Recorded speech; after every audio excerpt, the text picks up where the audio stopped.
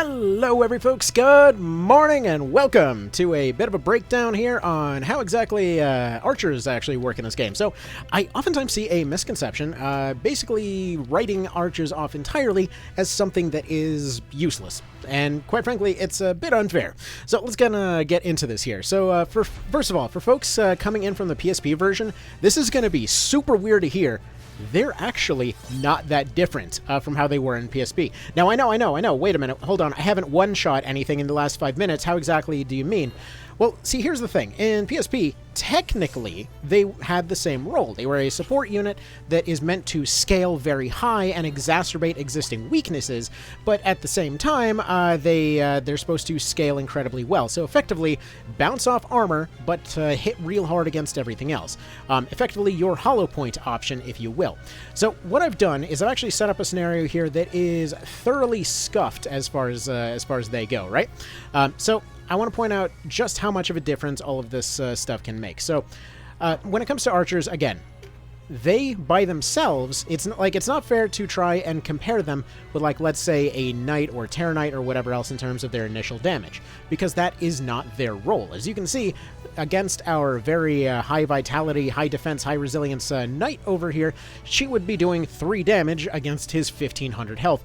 Oh no, they're worthless, are they? No, they're not worthless. Okay, so let's go ahead and show some numbers here. So, first of all, in order to use them properly, you kind of need to pay attention to what everybody is actually, doing, packing, whatever else. If a unit is very resilient and they're able to thoroughly resist your damage, scaling doesn't get a chance to apply. If they are overpowered, they do not get a chance to scale, and scaling is their power. So first things first, there's a cheap item from the store right here, the Airy Ion Plume. You might as well just go and carry one of them here to kind of make them better right off the bat. That is immediately 20% bonus damage if you can get past armor. By itself, this won't make much of a difference. That 20% damage doesn't even get a chance to trigger yet, but that is what we're here to set up. So basically, archers are, like I said, they're there to exacerbate existing problems. They're in those situations where, for example, you have a unit that's out of range and nobody else can reach them. There you go, archers there to finish them off. You have a unit whose defense has been thoroughly wrecked. There you go, they're there to finish them off. Do you have those situations where a unit is just being a pain and nobody else can reach them? There you go, your archer's there to quickly and reliably finish them off.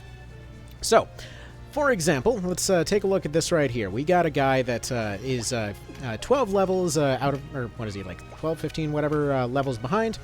He's got a short bow. He's going to do 1 damage and take a massive hit from that guy. We'll go ahead and put a little pin in that, put him aside. Technically speaking, he's way too low of a level to even be paying attention to the scenario, but whatever.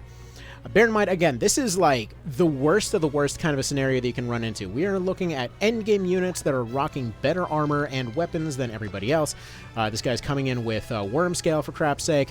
So Worm Scale is basically like top-tier endgame armor. This guy's coming in with a relic variant of a crossbow. Basically, these guys are absolutely stacked for defense. These archers are not only underleveled, some of them are thoroughly undertrained. Sarah's the only one that has been thoroughly properly trained this whole time. So we're just going to go ahead and wait for now, because it's not their time to act yet. So first thing to pay attention to is Eagle Eye right here. The first of their skills here that basically guarantees a hit and guarantees a secondary on any one of these things. You'll notice that the short bows that they can equip have 2 things on there, Silence and Stun. The short bow has Stun, the Balder bow has Silence, the Damask +1 has Stun. Or, yes, has stun again. So what on earth does that even mean? Well, it basically means that that 100% hit chance carries over to any secondary effects, which in this case means that they can land a silence or a stun wherever they want.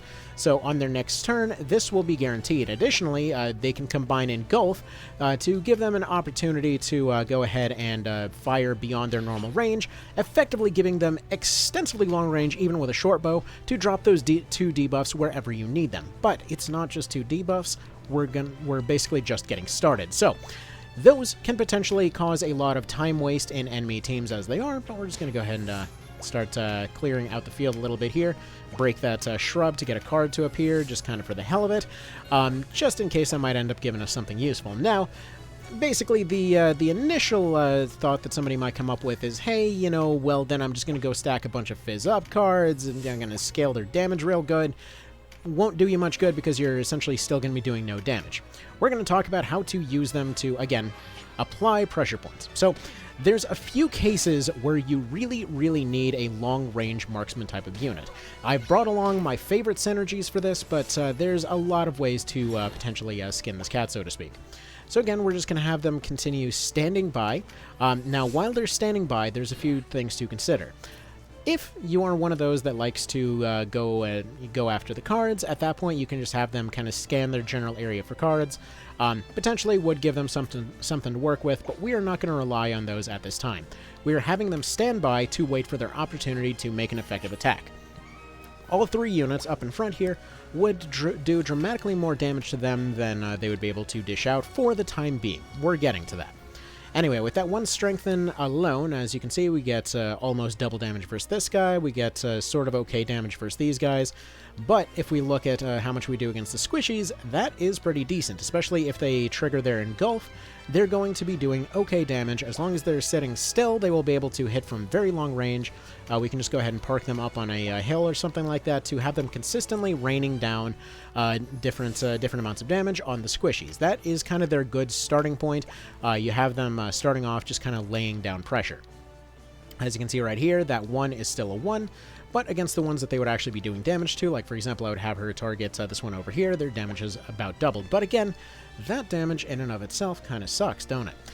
So what we're going to do, you can make these for cheap, but if you wanted an infinite MP option, for example, for a finisher spammer, you can just keep Fruits of the Adept on them. Again, you can make them for next to nothing, so you can always keep those around to keep those finishers on hand as an extra option when you want them. But, okay. So, one good synergy, one of my personal favorites right here, is to combine poison and arrows at the same time. So, while you can use ninjas to essentially just fire poison arrows, that's a perfectly viable strategy. In this case, what we're going to do is we're going to go ahead and target any high health units with poison spam. So this means that they're going to be running low on health, but in many cases they're going to wind up low on health, and they're going to get an extra move in order to go and land those... they're basically going to get an extra turn eventually, and that's going to do some pretty good hurt. So what we're going to do is we're going to combine that poison. That is going to drain away 10% of their health. We're going to go ahead and combine this right here, giving a Frighten and a Breach, because this weapon has a Breach effect on there, which Breach you can get from multiple sources. You can get them from Dynast King's Mead, which you get right at the very start of the game, but basically that's these things right here. You give somebody some liquor, and they're going to be a lot more susceptible to damage. Anyway, so we go ahead and we set that up right there. We go ahead and, maybe we just go ahead and throw Finisher on this guy just for good measure, just start wearing him down a little bit. But at this point, you can see our archers' next turns are sitting and coming up there. So essentially, their job is to sit in the back row, and when there's openings created, they exploit them. Because of the fact that they can afford to sit still and effectively just spam damage in most situations, this essentially gives them the ability to constantly lay down pressure and exploit those weaknesses. So as you can see right here, despite a 13 level disadvantage, despite the fact that this guy has effectively very little training with his bow, he's still able to go throw out over 100 damage against this thing, as well as guarantee that stun. That stun might delay their turns later on down the line. A more competent archer here can now throw out 300s against this griffin, so that's pretty useful there. In this case, though, we're going to get a chance to show off one of our other little tricks here. See, I like to have my archers operating in teams. Effectively, this means that you can do something like right here where there's a short range and a long range archer. So my long range archers are effectively going to retreat, whereas my short range archers, those are going to be the ones with a dagger and a bow, are going to go back here. By the way, that 400 plus damage is nothing to scoff at. But my short-range archers are going to go ahead and delay these units here. So you can, for example, give them a self-defense knife as a way of just kind of letting them, A, have the option to parry, but B, it gives them the option to shut down anybody that gets close. See, it doesn't take very much for them to unlock Shadow Pin. So what we do over here is we look at Shadow Pin, and ooh, that's a nice meaty bit of damage. We go ahead and we do that, and there we go, that unit is stopped in place. Now, I believe this actually potentially scales off agility, because I have never seen an archer miss with Shadow Pin before. So now suddenly those scary units that would usually need a counter in many folks' eyes would already be you know, they're already halfway shredded down by this point. The melee units would not be doing any better in this case, but because archers can stand still, again, you have to understand that action economy is kind of a big deal in this game. Because of the fact that they can stand still, they can effectively just keep firing and laying pressure on these units. By themselves, they are not going to be overpowering something, but as soon as those openings are made, they're able to exploit them.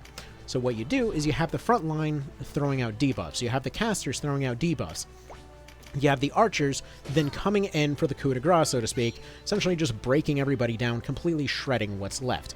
So it's a very very potentially handy thing there. There we go. We have a case where this guy has decided to wake up, so we're just going to go ahead and put him back to sleep. Again, I believe this might potentially scale off agility. And again, it's definitely not based on levels. I've seen that sentiment come up a whole bunch of times. Again, 13 level difference with Mr. Pumpkin Stopheles here. He's just a random pumpkin I hired from the Deneb fight. And as you can see, even with a short bow, he's not technically an archer. Basically, the problem is, or the problem as folks see it anyway, is more with archers rather than with, bows rather than the archers themselves.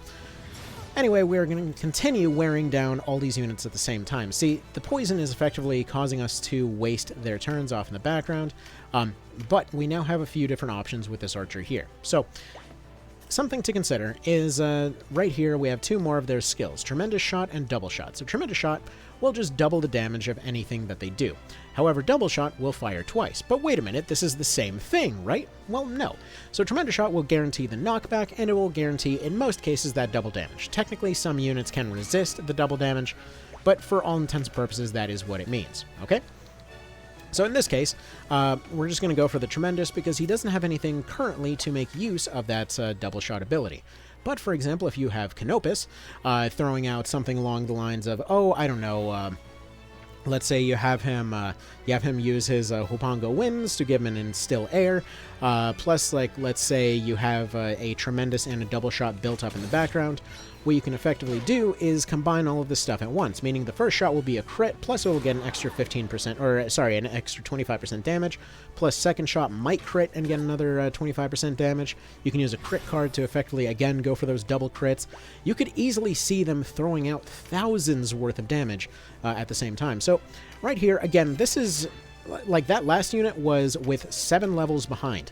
Now this next unit right here can throw out an 884 with a matching level. If we were to go ahead and pick up the Fizz card here, just for the sake of comparison, and again, just to show how it functions against armor as well, she's over here throwing out an 800 versus this archer over here as well. So now we go over here, and now we can go ahead and scale up that damage even more because they've got that card right there. Now she can throw a 945 over there. She can go ahead and throw a nice casual 1100 versus this guy over here. Point being, they scale incredibly well. You don't always have to have a perfect solution when you have something like this. Basically, they're very adaptable to a lot of different situations. So like right here, they can keep taking advantage and hammering on these situations, like, you know, this Breach and Fear effect is particularly effective. Again, she is drastically underleveled compared to this guy, not to mention she's had relatively little training. And when I say relatively little training, I mean, like, for example, Sarah has been around for so many fights that she's picked up a few extra cards here and there. Glenda has more or less just kind of sat around firing at things, so she's really only had her natural growths to go on. But essentially, they're a very adaptable unit, because they're already dedicated to staying in that back row, so they don't have to be focusing on doing another job.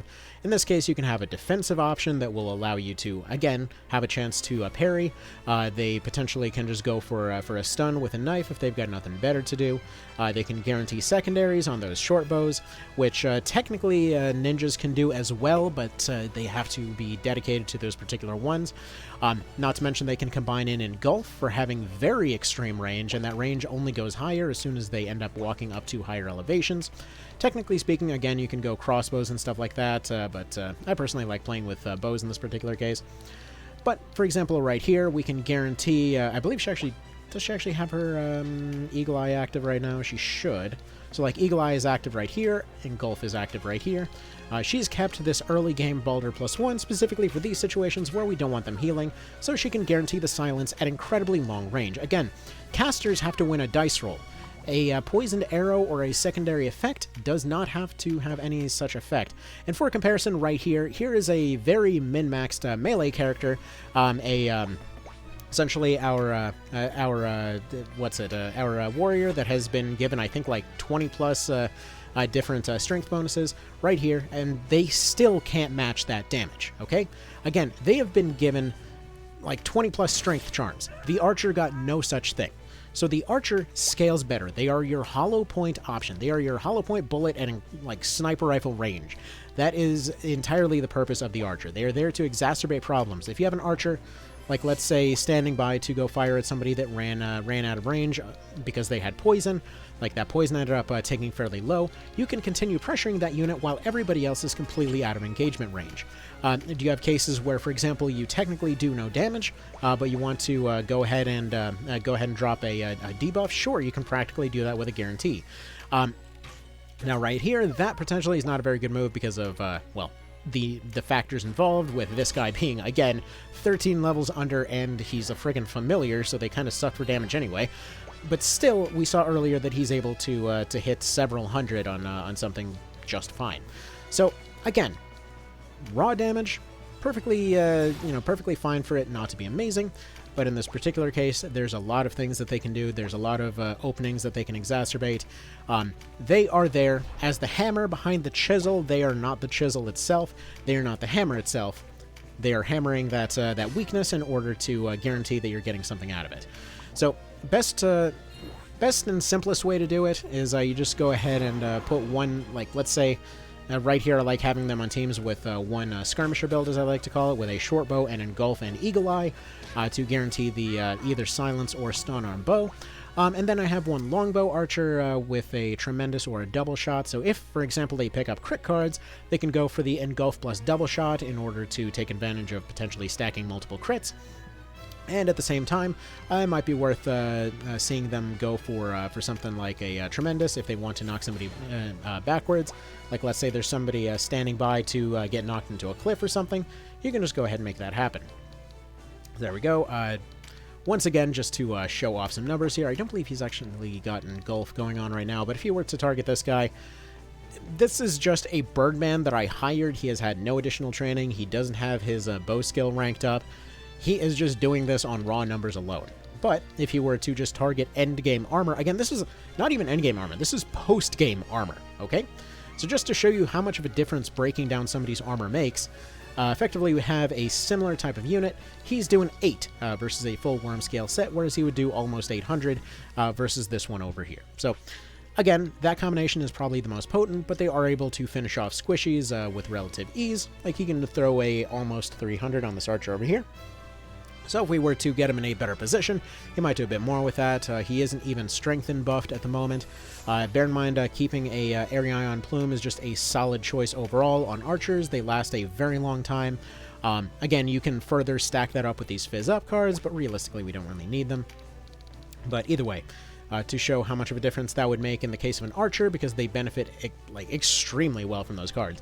So they would do 358 with, again, this beginning of the game bow versus a end game unit, well, post game unit. But at the same time, if we were to go pick up that Fizz card, their scaling would once again go a little bit nutso, doing over 500 versus this guy, but it only went up by 50 versus her. So again, armor mechanics are a thing. It is not FFT. It is not Disgaea. The armor has thresholds. You gotta penetrate it in order to do the big numbers. But when you do the big numbers, that is how you do the big wins. And so anyway, I figured, again, this was just a good worst-case scenario just to show you how good they can be when utilized correctly. Now, another little thing to consider here is when it comes to like poison or something like that, the reason that I say that the Enchantress and Archer synergy is really good, conserve RT on something like the Enchantress / Wizard is very handy because it allows them to essentially speed cast and run away. At the same time, you can then follow that up with an archer shot, which in many cases you can cherry tap units to have just enough that there's no way that they can reasonably join the fight before their health is going to run out. Like in this case, this guy is currently poisoned. He is 3 ticks of poison away from death. So for all intents and purposes, we don't really have to worry about him. Maybe one more archer shot will sort him out, but either way, we just sort of use the archer to harass him until the poison will be enough to finish him off. But for example, with some of these heavier units, again, we just go ahead and throw some poison on there. We go ahead and retreat, and then we have the archers just kind of peck away until the poison can go and finish them off. So combining all of these things can be a very fun thing. So let's see this, again, very stacked unit running a same type element sword against a element that he's strong against. Essentially, again, having been fed tons of charms, and he still can't approach the damage of that archer over there, okay? So I want to be very clear that yes, archers are fantastic, you just gotta use them right. Alright, so hopefully this was helpful. Let me know what else you'd like to see tested out, and yeah, y'all have a good one. Take care.